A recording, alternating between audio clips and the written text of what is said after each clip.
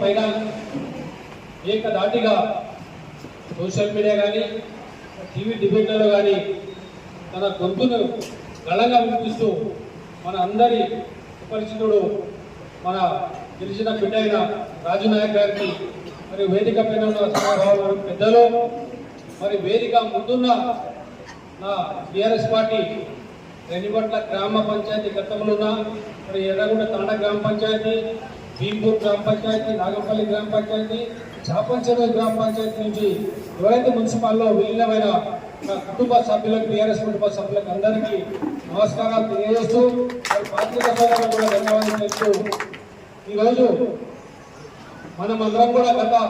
2017 నుంచి వేరే పార్టీలు ఉన్నా కూడా మరి నరేంద్ర రెడ్డి గారి నాయకత్వంలో ఆయన ఇన్ఛార్జ్ వచ్చినప్పుడు